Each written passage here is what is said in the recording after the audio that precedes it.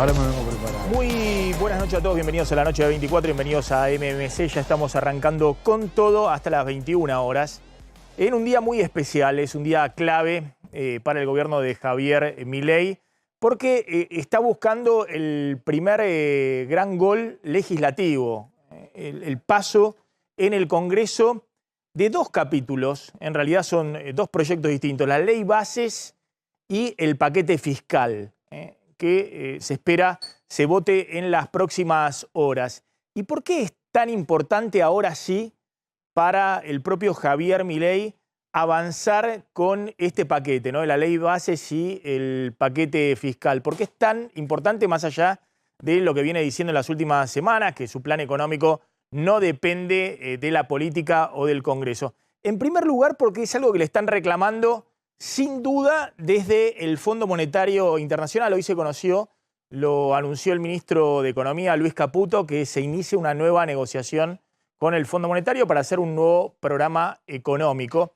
Y en esa negociación es clave que el gobierno muestre que tiene capacidad de pasar leyes importantes en el Congreso, que tiene volumen político de negociación para pasar leyes importantes en el Congreso. Entre otras cosas, porque un eventual nuevo acuerdo con el Fondo Monetario va a tener que pasar por el Congreso.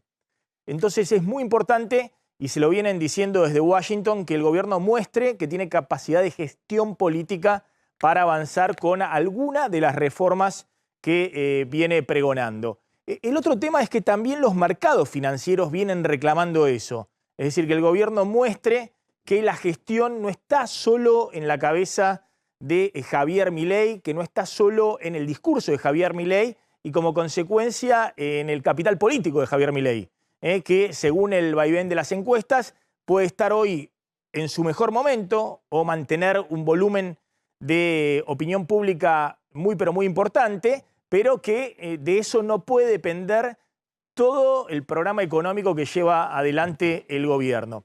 Y el tercer punto clave es que la ley bases, ahora lo vamos a ver, tiene una serie de medidas que apuntan a mostrar, según el gobierno, que hay capacidad de avanzar sobre ciertas regulaciones de la economía que envíen la señal de que esta economía va a tener reglas distintas mirando hacia adelante. El paquete fiscal, en cambio, tiene una urgencia para el ministro de Economía, que es garantizar el ajuste fiscal en la segunda parte del año, cuando indefectiblemente se tenga que desactivar la licuadora de los salarios públicos, la licuadora de las jubilaciones y de programas sociales. Puntimos algunos de los temas principales que hay en la ley bases. Ya están Javier Calvo, Martín Angulo y Carlos González Prieto. En la ley bases tenemos como puntos principales el tema privatizaciones. Ahora van a ver, quedan excluidos dos grandes empresas de las privatizaciones que prevé el gobierno. YPF y el Banco Nación no están en el listado de empresas que efectivamente se va a aprobar. Hay un capítulo de reforma laboral que ahora vamos a contar. Tiene ahí en la negociación con los sindicatos algunos avances que flexibilizan los contratos laborales, pero no tanto, porque mantienen en todo caso lo que eran, si se quiere, temas fundamentales que el sindicalismo consideraba no se debían tocar. Por ejemplo, la no posibilidad de declarar algunos sectores como la educación o el transporte público como servicios esenciales que impidiesen o limitasen el derecho de huelga. Tiene un capítulo que ahora vamos a hablar con Clara Salguero, que es el fin de las moratorias previsionales, es decir, un capítulo que es muy importante para los futuros jubilados. ¿Quién va a estar en condiciones de jubilarse los próximos años en la Argentina? Y tiene un régimen que es muy pero muy controvertido de incentivo a grandes inversiones, a inversiones de más de 200 millones de dólares, que está haciendo mucho ruido, sobre todo en el entramado industrial, ¿no? Con las empresas PYME, con la Unión Industrial Argentina, que consideran que este régimen de incentivo a grandes inversiones puede significar una asimetría, que grandes inversiones o empresas multinacionales paguen, por ejemplo, 25% de impuesto a las ganancias, cuando el resto de las empresas en la Argentina tiene que pagar el 35% del impuesto a las ganancias. Está Diego Nicolás en el Congreso. Diego, ¿qué tal? ¿Cómo estás? Hola, ¿cómo estás, Maxi? Buenas noches. Mirá, siguiendo paso a paso esta sesión que comenzó allá por las 12:20 del mediodía y se va a extender durante toda la noche sin cuarto intermedio. Probablemente voten en general la ley bases alrededor de las 7 de la mañana, quizás, o a lo mejor más tarde. Luego van a debatir en particular o votar en particular capítulo por capítulo. Luego se votará el capítulo fiscal y luego irán capítulo por capítulo el capítulo fiscal.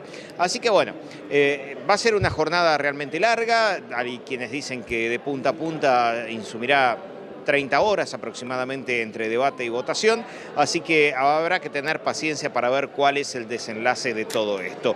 Hoy comenzó muy intenso, con cruces de todos lados, este debate aquí en la Cámara de Diputados. Luego, a medida que fue avanzando la sesión, si bien hubo discursos más enérgicos, como es habitual para este tipo de leyes, bueno, las aguas se fueron aquietando un poco y probablemente durante la madrugada seguirán los discursos, a lo mejor no con tanto ímpetu.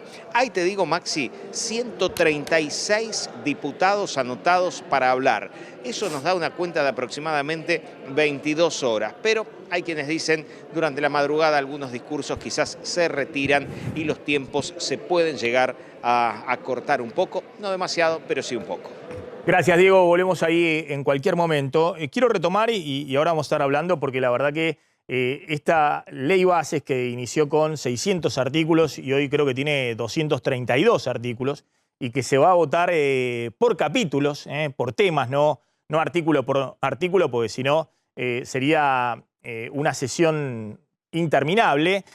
Ahora vamos a contar cómo empiezan a posicionarse en el recinto los gobernadores y cómo está la negociación en la cual dicen todos, a ver si Javier Calvo coincide, en este caso Milei dejó negociar, es decir, dejó que con el objetivo principal de que esto se apruebe, se echen por la borda o se bajen muchos de los artículos que el gobierno en otro momento consideraban que eran intocables. Tenemos un móvil afuera del Congreso donde también hay mucha expectativa. Ahí está Florencia Ducatelli. Florencia, ¿qué tal? ¿Cómo estás? Así es, Maxi, ¿cómo estás? Buenas noches. Estamos ubicados específicamente en Rivadavia y Avenida Entre Ríos, justo enfrente del Congreso. Todavía hay mucha presencia de manifestantes aquí, junto con la Policía Federal, que es quien hace un cordón humano para poder liberar el tránsito sobre Rivadavia y sobre Entre Ríos. Irigoyen también está liberada. La única calle que está obstruida es Solís, la curva que cruza la Plaza del Congreso. Pero por el momento todo se mantiene controlado. Si bien los manifestantes acudieron al lugar con máscaras antigas, esto no es un detalle menor, por eso lo remarco. Es la primera vez que los mismos dirigentes le brindaron a los manifestantes estas máscaras para evitar cualquier tipo de encontronazo con la policía. Pero bueno, por el momento está todo controlado y no hay presencia ni de camiones hidrantes, ni solamente Policía Federal Argentina está aquí en este sector, ¿no?, de la plaza. Bien, Florencia, volvemos ahí en cualquier momento. Quiero empezar con el tema jubilados. Está Clara con nosotros. A ver, Clara, si podemos aclarar lo que ha sido una sorpresa, porque esto no estaba... No. Se conoció la semana pasada, creo que el colega Ismael Bermúdez, ¿no?, en una nota en Clarín, alertó sobre este punto, que es el fin o la derogación de la moratoria previsional y la creación de la figura de prestación de retiro proporcional. Personas de 65 años sin 30 años de aportes necesarios para jubilarse van a poder hacerlo recién a los 65 años. Recordemos que hasta ahora la edad de jubilación de las mujeres es 60 años y van a recibir un haber equivalente a la prestación, a la PUAN, a la prestación universal al adulto mayor, que es el 80% de la jubilación mínima. A ver, Clara, explícame qué es exactamente esto y a quién afecta. Todo eso que dijiste, Maxi, buenas noches, está en el artículo 226 y 227 de la Ley Bases. En el primer artículo, en el 226, se elimina las moratorias, que era lo que permitía hasta el momento el acceso a la jubilación. En el artículo siguiente se crea la prestación de retiro proporcional. Es decir, que lo que trata es de sustituirse una cuestión por la otra. Es decir, lo que se va sacando es la connotación de ayuda, de asistencia para jubilarse, y la otra prestación abre paso a que se jubilen todos aquellos que tengan un mínimo o un máximo de aportes que no lleguen a los 30 y que cobren un monto que sea proporcional a la cantidad de años de aportes que tengan. La edad de las mujeres no cambia con la aprobación de la ley base. Aquella mujer que tiene 60 años y puede probar 30 años de aporte va a seguir jubilándose con una edad mínima requerida de 60 años. Ahora, aquella mujer que tenga 60 años pero no llegue a los 30 de aporte, ya no va a tener la posibilidad de recurrir a la moratoria, entonces no puede acceder a la jubilación por moratoria. Va a tener que, recién a los 65 años. Recién a los 65, si tiene aportes, un mínimo de aportes, va a poder acceder a la prestación de retiro proporcional. Si no tiene aportes, va a poder acceder a la pensión universal para el adulto mayor. ¿Qué es lo que hace ruido? Hace ruido porque se dice, 5 años se hace con esta medida que la mujer pegue un salto en un momento donde las estadísticas hablan de que solo 1 de cada 10 mujeres puede llegar o va a llegar en lo inmediato a cumplir los 30 años con aportes. Clara, a ver, ¿y por qué se habla de que prácticamente el 90% de las mujeres, algunos decían 75, otros decían 90% de las mujeres, inexorablemente se van a tener que jubilar a partir de los 65 años? Porque efectivamente o la informalidad o la falta de aportes de las mujeres es mucho mayor que en el caso de los hombres. Sí, hay mucho más trabajo no registrado, trabajo en negro en el tema de las mujeres, en la cuestión de mujeres. Y cuando el año pasado se prorroga las moratorias para acceder a la jubilación, se hizo todo un estudio de mercado por franja etaria, y de ese estudio que llevaron al Congreso y fue el argumento para que se votara la prórroga de las moratorias es que solo 1 de cada 10 mujeres iba a poder reunir eventualmente 30 años con aportes. 30 años y jubilarse a los 60 años. Exacto, y solo 3 de cada 10 hombres iban a poder reunir 30 años con aportes. En el caso del hombre, con la eliminación de la moratoria no le varía la edad, pero en el caso de la mujer... Porque la edad jubilatoria para los hombres está en 65 años. Está en 65. Las mujeres tenemos la posibilidad, por ejemplo, si trabajamos en relación de dependencia, de irnos con una edad mínima de 60 años y si no pedirle a nuestro empleador una extensión que deseamos quedarnos, queremos quedarnos 5 años más y podemos llevar esa edad a 65. 2 temas más quiero hablar con vos. Uno, por ahí he escuchado que está la idea de elevar la edad jubilatoria a 68 años. Y unificarla. Creo que sí lo ha propuesto el exministro de Economía de Macri, Nicolás Dujovne. No hay nada de eso en la ley bases. No. En la ley bases lo único que hay es la eliminación de un beneficio, la creación de otro. No hay en la ley bases una modificación de la edad en las mujeres si tienen 30 años con aportes. Y otra cuestión fundamental, Maxi, que tiene muy preocupada a la gente, aquellas personas que ya iniciaron la jubilación por moratoria, aquellas personas que entraron en una moratoria para comprar años faltantes y acceder en algún momento a la jubilación, o aquellas personas que ya vienen cobrando una jubilación con ayuda de moratoria, es derecho adquirido. A esa gente que se apruebe la ley ómnibus, la ley bases, no le va a quitar derecho, todo sigue igual. Otra pregunta, si me permitís, que está preguntando mucho la gente es, y al final, si se va la moratoria y viene la prestación proporcional, ¿cuánto voy a cobrar? Esto tiene un piso y un techo. Lo mínimo que va a cobrar esa persona es el valor de la PUAN, el 80% del haber mínimo contributivo. Lo que más seguramente podrá cobrar como techo es el haber mínimo contributivo que esté vigente. Bueno, ahí quedan los la otra pregunta es ¿cómo van a cobrar los jubilados en mayo? ¿Cómo van a cobrar los jubilados en mayo? Explícamelo, por favor, porque hay muchas dudas respecto a eso. Esto no tiene que ver con la ley base, sino con el decreto del presidente Milei respecto a cómo se ajusta a partir de mayo las jubilaciones. Bueno, en realidad, si me permitís, ahora tenía un cuadro porque te lo quiero decir exactamente. Acá lo tengo. Mira, El tema es así, en mayo lo que está oficializado es un aumento del 11% para todos los ingresos, más hasta 70.000 pesos de bono para aquellos que cobran haberes mínimos. Ahora, ¿todos van a cobrar el 11%? No. Cuanto menos ingresos tienen, menos es el aumento. ¿Y por qué va a pasar esto? Porque el bono de 70.000 pesos no se actualiza y además no lo cobran todos. ¿Esto qué significa? Que si una persona cobra una pensión no contributiva, el aumento real que va a cobrar es un 6,95%.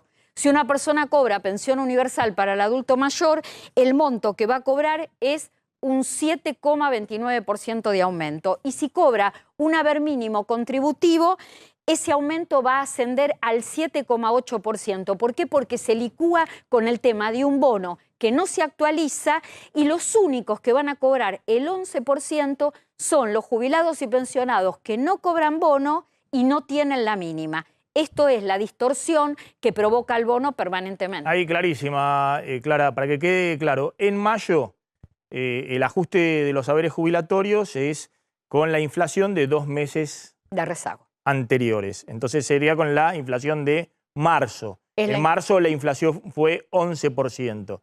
Pero no todos van a cobrar ese aumento del 11%. De hecho, la minoría va a cobrar el aumento del 11%, porque hoy prácticamente 7 de cada 10 jubilados cobran la jubilación mínima. Mira, te doy los números, que esto sí, lo sé de memoria, no hace falta que mire. Mira, pensión universal para el adulto mayor, pensiones no contributivas la cobran en este momento 1.400.000 personas, sumemos. Pensión universal para el adulto mayor, 400.000 personas. Y jubilación mínima. Y jubilación mínima, 3.900.000. Claro. Es decir, que la mayoría no va a cobrar el 11%. Es decir, por eso, estamos hablando de que prácticamente 7 de cada 10 jubilados, o 6 de cada 10 jubilados que cobran o la mínima o la pensión universal a la vejez, van a cobrar alrededor del 7%, 8% de aumento. ¿Por qué? Porque la parte del bono no se actualiza, sigue siendo, en el caso de la mínima, los mismos 70.000 pesos que fueron en marzo y que fueron en abril. Sobre eso no se aplica el ajuste inflacionario, sino que por el resto de la jubilación. En cambio, en el resto de las jubilaciones, como no tienen bono, el 11% es sobre todo el haber jubilatorio. Y permitime otra cosa, si uno compara los primeros 5 meses del año, es decir, de enero a mayo, qué pasó con las actualizaciones por movilidad jubilatoria y qué pasó con la inflación, seguimos teniendo desfasaje porque lo proyectado en inflación es un 83,1% y lo que recibieron los jubilados y pensionados de aumento hasta mayo un 79%. Mirá cómo será el desfasaje y el deterioro que el gobierno, aún pretendiendo achicar, acortar los tiempos de las actualizaciones, no logra que los haberes jubilatorios, por lo menos de la mínima, queden por arriba del número de inflación. Clara, muy amable como siempre. Gracias. Bueno, a ver, ¿qué pasó hoy, Javier? A ver si podemos revivir algunos de los cruces más picantes que hubo en la Cámara de Diputados. Sí, hoy arrancó la sesión al mediodía y lo primero que se votó fue básicamente establecer si se votaba por capítulo o por artículo. ¿Cuál es la diferencia? Que hay muchos más artículos, uno por uno detallado, más cerca de 250, algo menos, y hay muchos menos capítulos, lo cual permite acelerar todo, todo rápido. Pero igual, pese a esa votación que ganó que se vote por capítulos, hubo algunos cruces. Si querés vemos algunos con algunas diputadas, fíjate. Bien. Claro, bueno, estamos hablando, estás haciendo toda la introducción para hablar del cruce, del ribotril, que hoy fue obviamente tendencia. Y después vamos a ver el antes y el después de José Luis Esper con el paquete fiscal, que es muy importante. Ahora hablemos un poquito del cruce entre dos diputadas de la oposición, ¿estamos hablando? Sí. Dos diputadas de la oposición, bueno, que subieron el tono en la discusión. No, hay una sola consideración, diputado. Las dos son... Diputada, por favor, le pido respeto. Diputada Galear, por favor, le pido. No empecemos la sesión así. Los planteos todos son legítimos y la propuesta... Una sola propuesta, diputado de Loredo, que es lo que se acordó en la labor parlamentaria. Muy corto. Ningún interés. No se Ponga- ridícula. Ponga a consideración la propuesta que, además de... Dale un ribotril a Galear que está sacada. Presidente, ponga a consideración... Vamos a poner a consideración Simplemente... lo acordado en labor parlamentaria. Simplemente, presidente. Expliquemos, ¿quién dice dale un ribotril a Galiar que está sacada? Karina Banfi del radicalismo. Y aquí, y a la diputada Galiar, A Galiar, que venía protestando por el manejo de la sesión que estaba viendo. y Galiar es de... Unión por la Patria. Es de Unión por la Patria, claro, sí, sí. De Unión por la Terriana. Patria. Sí, Está sí. bien, eran cruces entre sector de Unión por la Patria del kirchnerismo con el bloque del radicalismo, de Juntos por el Cambio. Es correcto. Alrededor de esto. Bueno, ¿cómo se posicionan los gobernadores frente a la ley Sí, Bases? porque esto nos va a permitir entender por qué va a salir la ley Bases. ¿Por qué va a salir? ¿Por qué se va a aprobar en la Cámara de Diputados? El Senado es otro capítulo, es otra historia. Por esto que vamos a ver, que es el apoyo mayoritario de los gobernadores a que esta ley salga.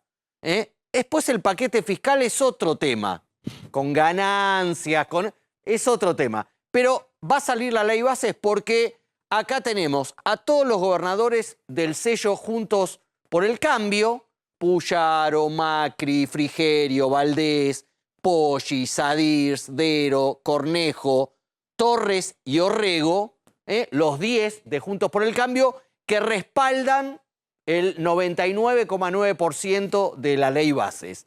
Y lo sumo a Jaldo, que es el único peronista que respalda... Es el gobernador de Tucumán. Era el Exactamente. segundo de Mansur. Exacto. Y después terminó siendo el gobernador, supuestamente en alianza con Mansur, pero ahora está No, y muy peleado ahora con Mansur y aliado Claro. con Javier Milei. Exactamente. Se cortó de Juntos por el Cambio, atención, una provincia clave, estamos hablando de Tucumán. Se cortó del peronismo. Una Unión por la provincia Patria. históricamente peronista, donde ni siquiera Juntos por el Cambio en su mejor momento pudo ingresar. Exacto. Bueno, ahora tienen a un peronista mileísta, Exactamente. que es Osvaldo Jaldo, el gobernador de Tucumán. Y que rompió parte del bloque de Unión por la Patria. 3 diputados tucumanos, de 5 que hay, se fueron a un bloque aparte. Bueno, estos gobernadores van a ser claves para la aprobación en la madrugada, en el día de mañana, de la ley Bases.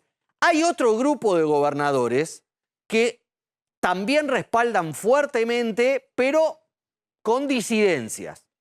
Tenemos un segundo grupo, A ver. donde hay más peronistas todavía, donde respaldan, ¿no?, bastante. El cordobés Yarlora, Vamos. Sí, Jalil. Jalil de Catamarca, Pasalacua de Misiones, Sáenz de Salta. Estos son peronistas. Después tenemos a Figueroa de Neuquén y a Vidal de Santa Cruz, junto a Beretilnec de Río Negro, que van a respaldar. ¿Por qué digo con disidencias? Porque en el paquete fiscal, sobre todo los patagónicos, lo que necesitan es que ganancias no salga como está, porque afecta sobre todo a los... Pero estos van a acompañar la ley Bases. Estos van a acompañar la ley Bases. Es decir, estos son los peronistas, Sí. algunos no kirchneristas, ¿no? Porque la verdad que son peronistas que se han... Ninguno es kirchnerista. Ninguno es kirchnerista, que se han No. distanciado y algunos han tenido también, digamos, han ido, por ejemplo, Figueroa fue con el apoyo de Massa, pero el apoyo también de Macri en Neuquén. En Neuquén. Es correcto. Bueno, van a acompañar, es decir, Van a acompañan a acompañar. Javier Milei. Exactamente. Finalmente, Yarlora, que tanto enfrentó a Milei al principio del gobierno, también está acompañando la ley Bases. Está acompañando. Lo que no significa que todos los diputados cordobeses del cordobesismo peronista acompañen. Por ejemplo, Natalia de la Sota ya dijo que no va a acompañar y es cordobesista. Pero bueno, los gobernadores van a hacer lo que hay que hacer para sacar la ley. Y por último dejamos a los que no van a respaldar, con los que ni siquiera Guillermo Franco gastó una saliva, Sí. ¿no? Un minuto de conversación, que son los duros. Kicillof de la provincia de Buenos Aires, Insfran de Formosa, Gerardo Zamora de Santiago del Estero, sobre el que había algunas dudas, pero él dijo, no, yo esto no lo voy a acompañar. Quintela de La Rioja, Silioto de La Pampa y Melela de Tierra del Fuego. Estos van a rechazar. ¿Estás seguro que ese Zamora bloque duro. está muy duro con Milei? Zamora recibió, no está tan duro, porque de hecho está armando algunas cositas con la ANSES en Santiago del Estero, en combinación con Lule Menem, con Karina Milei, pero para esta ley bases incluso fue llamado por alguien de Unión por la Patria, muy importante. ¿Tiene 3 senadores? Sí. ¿Y cuántos diputados? Y diputados de Santiago del Estero no tengo la Sí, cifra. pero los maneja todos él. Los maneja todos él. Te diría que los oficialistas y también casi los opositores. Los opositores, los oficialistas y opositores. Último momento, Guillermo Franco en el Congreso se fue a la Cámara de Diputados. ¿Qué pasó, Carlos? Sí, está negociando, restan todavía 100 oradores, esperan que se vote esto a la madrugada, pero vos sabés que hay un artículo que es el que más le está costando al gobierno, que tiene que ver con el artículo 3. Recordemos, en el primer intento de aprobación que no funcionó, eran casi 600 artículos, ahora son muchísimos menos, 200 y pico que se están votando, como decía Javier, por capítulo. Pero el artículo de la discordia, Maxi, es el artículo 3, donde le dan la facultad, atención con esto, al presidente de la Nación, al Ejecutivo, de modificar competencias de algunos organismos, trasladarlos a las provincias o incluso poder disolverlos directamente. ¿De qué organismo estamos hablando? Por ejemplo, el CONICET, el INCA, el INTA, el INCUCAI. Y pareciera que algunos legisladores del radicalismo, por ejemplo, quieren aclarar un poquito más respecto a cómo va a quedar este artículo. Es el artículo 3 el que está planteando, en principio, algunas tensiones. De cualquier forma, cuando hablas con gente, tanto del oficialismo como de la oposición, son muy positivos respecto a la posibilidad que esto termine aprobándose. Seguramente se va a aprobar, pero en este momento se mancó un poquito por el artículo 3 y por eso está Guillermo Franco en el Congreso. Atención, esto es la ley bases. ¿Y el paquete fiscal cuándo se discute? A continuación. A continuación, es decir, es todo un continuado. Es un continuado. Bueno, fíjense la importancia que tiene ahora sí el paquete fiscal para la política económica de Milei. Todos están viendo y dicen, bueno, ¿cómo va a seguir el ajuste fiscal en la segunda parte del año? Cuando, por ejemplo, la licuación de jubilados ya no funcione más. Pues los jubilados a partir de abril empiezan ya a ajustar con la inflación de 2 meses pasados. O en el caso de los salarios públicos, uno tiende a pensar que van a ir más o menos actualizando de ahora en más por el tema inflacionario. Y además Milei dijo este fin de semana que se iba a pagar en junio a las generadoras eléctricas a través de CAMESA una deuda que son 1.500.000 millones de pesos, es decir, 1.500 millones de dólares, más o menos, que va a generar, reconoció Milei, que en junio haya déficit fiscal, pagando esa deuda que se pateó con las generadoras eléctricas, una deuda que tiene CAMESA con el sistema eléctrico. Bueno, entonces, ¿cómo tiene que seguir el ajuste fiscal? El ajuste fiscal va a seguir por el lado de la recaudación. Es decir, es fundamental que ahora, si hay una recuperación económica, una recuperación salarial, y además todo el tema del segundo trimestre del año de la cosecha, que va a ser el doble del año pasado, que a través de retenciones, que a través del impuesto a las ganancias, que a través del impuesto a los combustibles, que a través del impuesto país, es decir, se recaude más. Eso es lo que hablábamos antes, ¿no? De la ley bases en sí y la discusión que hay en la ley bases. Ahora estoy hablando del otro capítulo. Ya pasé, digamos, la pantalla, que es el paquete fiscal. Y en el paquete fiscal, ojo que está el restablecimiento de ganancias para los trabajadores, que se va a votar entonces en la madrugada, una moratoria impositiva, un blanqueo, que hay sectores de la oposición que dicen que es muy, pero muy laxo, que puede dar lugar a que entre a blanquear cualquiera y que entre en colisión incluso con el GAFI, con el Sistema Internacional de Antilavado, y un nuevo régimen de bienes personales, en particular para aquellos que puedan adelantar el pago de bienes personales para acercar recaudación ahora y garantizarse por 10 años estabilidad fiscal. Fíjense en el debate de hoy un poco la contradicción de Esper, que es el presidente de la Cámara de Diputados. Fíjense lo que decía el año pasado, cuando Esper, junto con el propio Milei y Unión por la Patria, ¿no? con Sergio Massa impulsando la baja del impuesto a las ganancias en medio de la campaña electoral, para, con un fin electoralista, Unión por la Patria, tratar de reposicionarse. Fíjense cómo Esper en su momento argumentó que ganancia había que eliminarlo porque era un impuesto inconstitucional. El antes de Espert, hacia fines del año pasado, antes de la elección. Un día desde esta Cámara se debería dar una profunda discusión sobre el impuesto a las ganancias en la Argentina. Un impuesto a las ganancias que, según el artículo 75, inciso 2 de nuestra Constitución, de nuestra ley fundamental, debería ser recaudado por la Nación solo de manera transitoria, y la Nación viene recaudando el impuesto a las ganancias desde hace ya más de 90 años. Estamos produciendo anualmente, cada vez que se sanciona el presupuesto, una inconstitucionalidad al sancionar indirectamente un impuesto a las ganancias que no debería ser potestad de recaudación de la Nación. Bueno, ahí estaba Espert antes. Ahora es un hombre clave para Javier Milei como presidente de la Cámara de Diputados. Han recompuesto toda su relación. La comisión de presupuesto es la gran espada de Milei en el Congreso, pero el único que trabaja, hay que decirlo. Es decir, el bloque de La Libertad Avanza no negocia nada, está Espert en todos los campos, negociando, yendo, viniendo, o los del PRO que quieren ayudar a La Libertad Avanza, pero dentro de los diputados de La Libertad Avanza han delegado la tarea, ¿no? Están de brazos caídos, el que trabaja es Espert y los diputados aliados, por ejemplo, los del PRO. Bueno, fíjense hoy, Espert diciendo que ganancias es un impuesto que se paga en casi todos los países del mundo. Existe en el mundo que prospera, que es donde el gobierno, el presidente Javier Milei quiere que esté la Argentina. Fue directamente un desquicio lo que se hizo.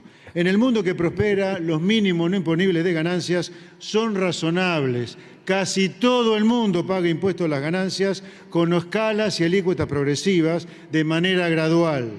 Que se tarde mucho en llegar a la alícuota máxima del 35% o alícuota superior, la que sea. Y el empleado en relación de dependencia de la cuarta categoría... Bueno, ahí está Espert diciendo que casi en todo el mundo se paga impuesto a las ganancias, que va a ser uno de los temas que se va a votar en la madrugada y que es fundamental, hay que decirlo también. Esto se ha pasado de la cuestión, si se quiere, ideológica a la realidad. El gobierno necesita restaurar el impuesto a las ganancias y no solamente el gobierno, los gobernadores, porque es un impuesto coparticipable, necesitan restaurar el impuesto a las ganancias. Ojo, porque lo que contaba Charlie recién de la presencia de francos no solamente tendría que ver con el artículo 3, sino por el impuesto a las ganancias. Porque los gobernadores patagónicos que veíamos recién, que apoyan, salvo Milei, no apoyan, por eso la mayoría los poníamos en reserva, no apoyan la ampliación de ganancias. Y los números dan justo, porque tampoco apoya Coalición Cívica, ni tampoco apoya parte de Innovación Federal, a otros provinciales. Guarda, porque el número ese está muy justo, el de para sacar ganancias en el paquete fiscal, que también se va a votar por capítulo. La ley de paquete fiscal tiene 21 capítulos y la ley de bases tiene 25 capítulos. Es mucho más fácil, ¿no? Claro. Condensarlo. Atención con esto, hablando de Coalición Cívica, porque pegó el portazo también. Carrió acusa a Pichetto, perdón, ahora me meto con la acusación contra Pichetto, que era su socio en el Congreso. Acusa al gobierno de Milei de haber negociado la reforma laboral con Moyano y la CGT.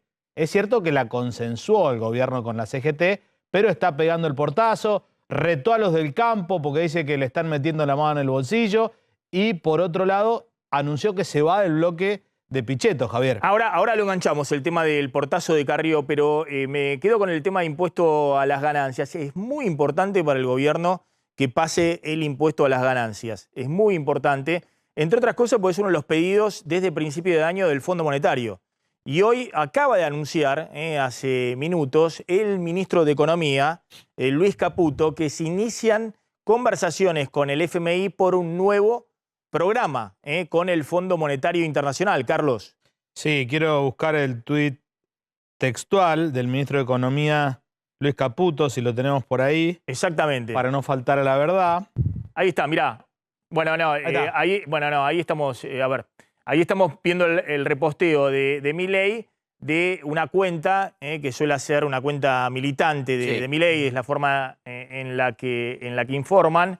Bueno, que dice un textual de Caputo y está reposteado por Milei, ¿no? Acá el punto, Maxi, es que el mismísimo presidente de la Nación, Javier Milei, repostea un tuit donde dice Caputo textualmente: estamos arrancando el proceso de negociación de un nuevo acuerdo con el Fondo Monetario Internacional.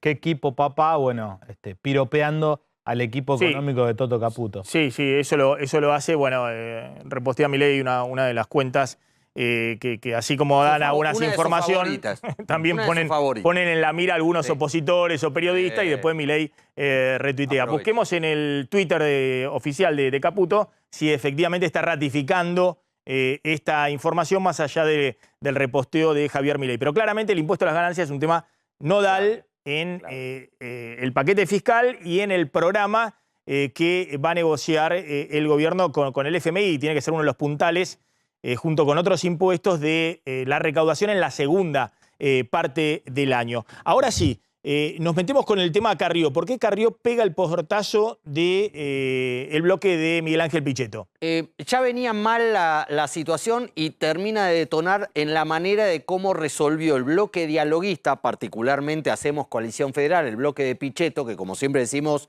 es como un carnaval. Lo planteó claramente Carrió, que ya no es diputada. Es un tema administrativo, ese bloque es un tema administrativo, que lo ideó Pichetto para conseguir más lugares en las comisiones. Pero después hay un rejunte que va desde Ricardo López Murphy a la derecha hasta la diputada socialista de Santa Fe, a la izquierda. Digamos, imposible juntar el agua con el aceite. Bueno, ¿por qué pegan el portazo la coalición cívica de este bloque?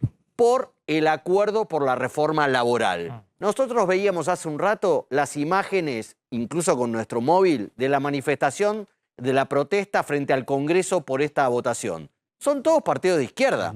No hay un sindicato. ¿Por qué? Porque el paquete de reforma laboral que quedó finalmente en 15 artículos fue negociado por Pichetto con la CGT. Por eso es una reforma laboral hiper light en relación con lo que originalmente estaba planteando el gobierno. Y de alguna manera Carrió dijo, nosotros no vamos con esta reforma laboral, nosotros no vamos con esta ley que ampara a Moyano y compañía, y decidió pegar el portazo. A ver, está Diego Nicolás en el móvil, tengo entendido que está con una diputada. Diego. Sí, Maxi, estamos con la diputada Karina Banfi. Bueno, hoy tuvo la posibilidad de también hacer uso de la palabra temprano, pero se prepara para una noche larga en donde, bueno, no está todo dicho, todavía hay mucha discusión por delante. Bueno, sí, así es. Estamos en este momento haciendo los discursos por ambas normas que están en tratamiento, tanto por el paquete fiscal como por la ley bases. Vamos a hacer el uso de la palabra una sola vez para ahorrar los tiempos. Y me están diciendo que más o menos a 5 de la tarde, 6 de la tarde vamos a tener mañana ya cerrado con la votación. Me pones caras, te juro que me dicen eso. Con las votaciones en particular también. Falta mucho. Bueno, a ver, está escuchando Maxi Montenegro. Diputada, Hola, Maxi. ¿qué tal? Simplemente, ¿qué pasó hoy con el ribotril y ese cruce con la diputada Galiar, ahí en pleno recinto? ¿Se le salió la correa? Bueno, la verdad yo desconocía a ella. Yo desconocía que el micrófono estaba tomando lo que le decía, pero la verdad no paraba de gritar, hacía 20 minutos. Es una estrategia que tiene la diputada siempre para desestabilizar el inicio de la sesión. Hay una suerte de unos intentos de parte de la Unión por la Patria de que no comenzara la sesión de manera tranquila, ponernos a todos nerviosos y bueno, justo cuando iba a tomar la palabra para ordenar el momento el presidente de mi bloque, ella se puso a gritar y yo traté de frenarla, bueno, como uno está acostumbrado, de manera coloquial y con la confianza que tenemos, pero lo que trató de hacer ella después, tuvimos un intercambio de WhatsApp y luego hizo unos tweets, así que la discusión siguió en redes sociales y también después en otro momento nos encontramos, pero me parece importante, en donde me diputada, dijo cosas muy feas. Por eso me parece importante que se mantengan mínimamente las formas, porque si no entiendo mal, usted argumentó en la Cámara de Diputados correctamente respecto a la importancia también que el presidente mantuviera el respeto y el trato y que argumentara más e insultara menos. Por eso es importante también que en la Cámara de Diputados se mantengan esas formas, ¿no? No, sin dudas, a mí me avergüenza mucho, por eso, sabiendo que el micrófono estaba tomando lo que yo decía, no lo hubiese hecho. Sin embargo, la diputada estaba insultando y una de las cosas que me dijo fue que no iba a poder caminar por la calle si votaba esta ley. A mí me parece algo muy grave, pero quiero que sepa también la sociedad cómo se comunican algunos sectores de la política en la Argentina, en donde no respetan algo que es fundamental, que es la expresión que tenemos cada uno en votar a partir de nuestras convicciones y de nuestras ideas. Diputada, gracias. Y lamento mucho que hayan tenido que leer y escuchar exabruptos. No es mi estilo, pero bueno, tampoco me voy a dejar atropellar por la psicopateada de los K. No, está bien, pero por eso me parece que todos están con este tema de poner o provocar al adversario político o a todos, ¿no? Usted mencionaba hoy todo el tema del periodismo también y un estilo en el cual está bien que uno esté convencido de lo que dice, pero una cosa es argumentar y otra cosa es insultar, ¿no? Y esto está presente hace mucho tiempo en el discurso público. Sí, yo no la insulté. Estuvo durante el kirchnerismo. Yo no la insulté. Muy patente y evidentemente está ahora también. Le pedí que se calme. Está bien. Diputada, gracias. Sí, no la insulté, ella me insultó y me amenazó. Así que esa es la diferencia, pero por supuesto, acompaño tus palabras, Maxi. Debemos tener otro tipo de conversación pública, que lamentablemente el Congreso es el reflejo de una sociedad que está totalmente irascible. Gracias, diputada, muy amable, como siempre. Ahí está la diputada Karina Banfi. Vamos a ir volando a la tanda cuando volvamos. Carlos González Prieto va a contar una negociación clave en este momento que tuvo muy poca trascendencia en los medios, que es que está el presidente del Banco Central en China negociando la renovación del swap con China, el capítulo que usó Massa en la campaña electoral, 5.000 millones de dólares. Y esto es clave para los próximos 2 meses de la Reserva del Banco Central. Y después Javier Calvo va a contar, cómo sigue la negociación política en la madrugada, si puede haber alguna sorpresa y cómo esperan en la Casa Rosada la aprobación de la ley bases y el paquete fiscal. Atención, pulseada entre la UTA y las empresas de transporte por el tema aportes sindicales. Exactamente, por la cuota sindical. Empezó una causa judicial en la que la UTA está señalando que un grupo de empresas del transporte automotor de AMBA no está reteniendo, entre otras cosas, la cuota sindical de los empleados de esas empresas y que tienen la obligación de hacerlo. Pero las empresas están respondiendo que por el decreto de necesidad de urgencia 70 no tienen esa obligación, porque es voluntad de los empleados hacerlo. Y estas empresas aportan un dato interesante, que cuando le preguntaron a los empleados si quieren aportar la cuota sindical,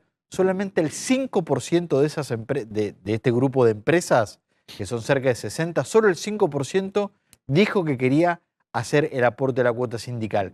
Pero la UTA lo que también está planteando es que ese punto del decreto está dentro del capítulo de la reforma laboral del DNU que fue invalidado por la justicia y que hoy está en la Corte Suprema. Así que tanto la UTA como las empresas se presentaron por separado en la justicia del trabajo para que determine la justicia cómo continuar con esta situación, si las empresas tienen que retener o no tienen que retener la cuota sindical. Calvo, una línea de Cristina.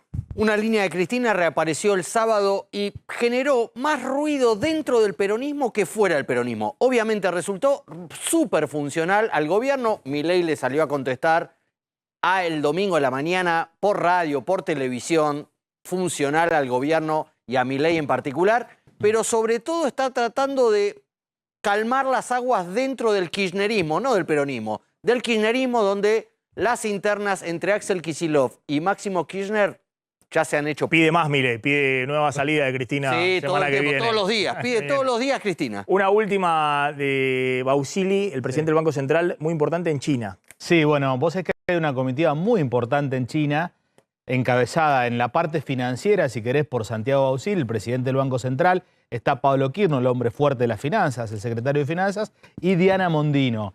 La acompañan a Mondino importantes empresarios. Digo, en este contexto de por ahí lo que uno se comía la curva, las tensiones con China. ¿Cuál es la realidad? Se hizo un foro, estaba chateando con una persona que está allá, 8 de la mañana en China. donde estuvo el director de Bagó, gente de la Barrick, de los frigoríficos, Daniel Urcía, del Instituto de Promoción de la Carne Vacuna Argentina, de todos los sectores, Newsan, por ejemplo. de todos los sectores exportadores. La de Chernakovsky. Sí. Anunciaron los chinos al revés, que van a invertir $2.000 millones en litio en Salta, después te lo voy a contar en la semana. Y por otro lado, Bausili, que con estos $4.900 millones del swap chino que había usado Massa para pasado. otras cuestiones, está intentando renegociarlo y no tener que pagarlo todo ahora en el corto plazo.